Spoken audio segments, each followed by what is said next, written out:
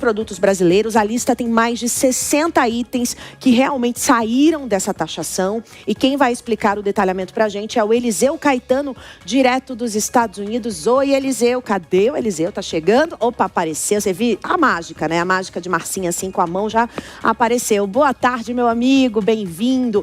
Olha, vamos combinar que foi um avanço significativo nessa negociação que demorou, parecia que não ia sair, mas de repente deu aquele alívio pra gente, né, Eliseu? Bem-vindo. Finalmente o alívio chegou e a gente tem muito que comemorar sim, viu, Márcia? Muito boa tarde para você e para todos que nos acompanham em tempo real aqui na programação da Jovem Pan. A gente vem chegando direto dos Estados Unidos, 12h com 12 minutos aqui na costa leste americana. Temperatura lá fora na casa dos 21 graus Celsius. Estamos acompanhando de perto isso. Essa decisão foi anunciada ontem no final da tarde, Márcia. Eu estava saindo do 3 em 1 e eu me debrucei atrás dos meus contatos na capital americana, Washington DC, escutei todo mundo, democratas, republicanos, a turma dos think tanks, jornalistas colegas, jornalistas conhecidos, para tentar entender, de fato, foi um avanço da diplomacia brasileira ou foi algo que Donald Trump já queria fazer? Senta que lá vem história, senta que lá vem polêmica, porque foi um avanço para o Brasil? Sim. Podemos comemorar? Também, mas não teve nada a ver com as negociações feitas pela chancelaria brasileira. De acordo com as informações das nossas fontes na capital americana, Washington DC, os Estados Unidos decidiram zerar as tarifas de algo em torno de 269 produtos, pelo menos produtos brasileiros importados para cá, por conta da agenda America First, que é aquela agenda América em primeiro lugar. Em outras palavras, Márcia, eles removeram esses impostos justamente nos itens que mais interessam a eles próprios, viu? A retirada dessas tarifas sobre os produtos brasileiros foi uma decisão unilateral de Donald Trump, não tem absolutamente nada a ver com as negociações. Ou seja, era porque o preço aqui no mercado estava caro, só por isso. Outra coisa que eu escutei das nossas fontes, se surgirem outros vendedores, os Estados Unidos podem optar qual que é o mais barato, qual que é o mais em conta, e aí voltar o tarifaço para esses mesmos produtos que tiveram tarifaço retirado agora.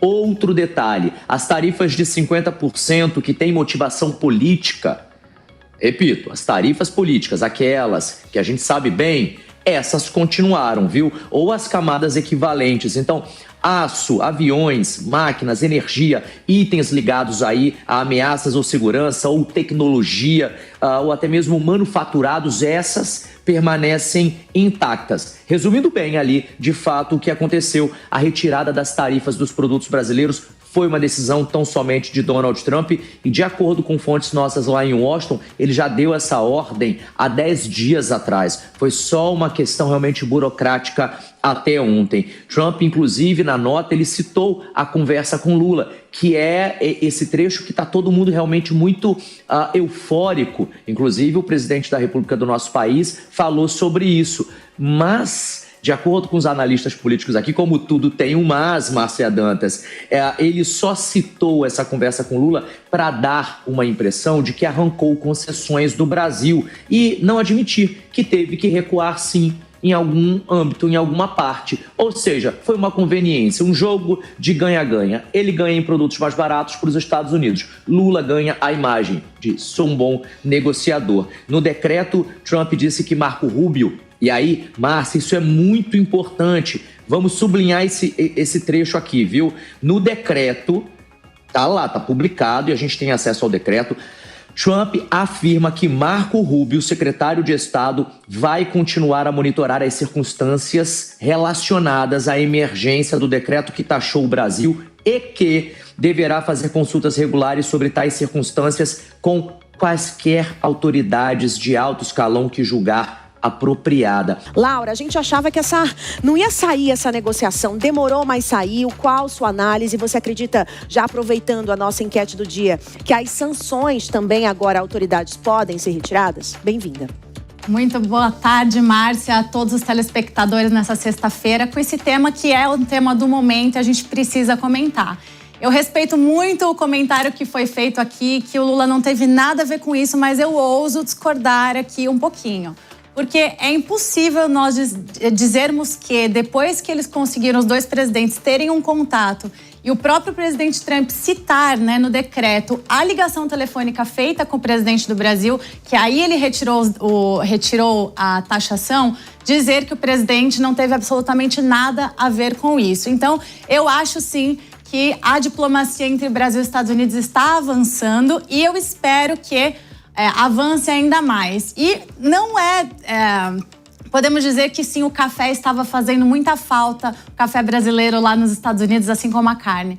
Mas será que os minérios, né, os minerais precisavam também ser reduzidos nas taxas, sendo que é um dos pontos que está em grande debate para que Brasil e Estados Unidos entrem em negociação? É um ponto aqui para a gente pensar se realmente o Brasil não teve nada a ver com a redução dessa taxação. Agora, João Belucci, a narrativa da oposição vai ser não dar o crédito para o governo brasileiro, né?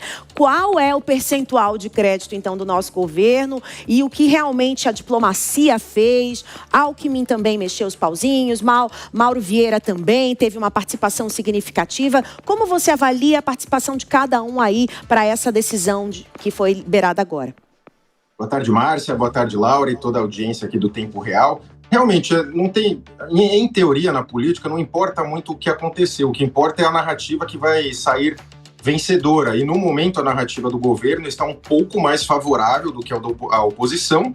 Vide inicialmente a redução daqueles 10%, que era uma tarifa extra, depois os 40% agora em diversos produtos, especialmente por afetar a inflação americana. Lembrando que o Brasil é grande exportador desses produtos que foram retirados, né, agora da tarifação, carne, frutas, café principalmente, e isso estava gerando um processo inflacionário nos Estados Unidos. Lembrando que os Estados Unidos, sendo uma democracia, lida com eleições, e o Trump vai lidar com as eleições de meio de termo logo no ano que vem, as chamadas middle terms. Então, cada um vai falar a sua narrativa para o fato. O ponto é que as tarifas diminuíram, então o governo vai falar que foi o vencedor, teve sua grande interlocução, e a oposição vai falar que o governo não tem nada a ver, que foi a questão do próprio benefício para o Trump, no lema dele, America First. Então, por hora, está colando mais a narrativa do Lula, já que reduziu as tarifas e está o beneficiando, em teoria, ao menos, eleitoralmente, lembrando que a eleição ainda está muito longe e tem muita água para rolar. Mas,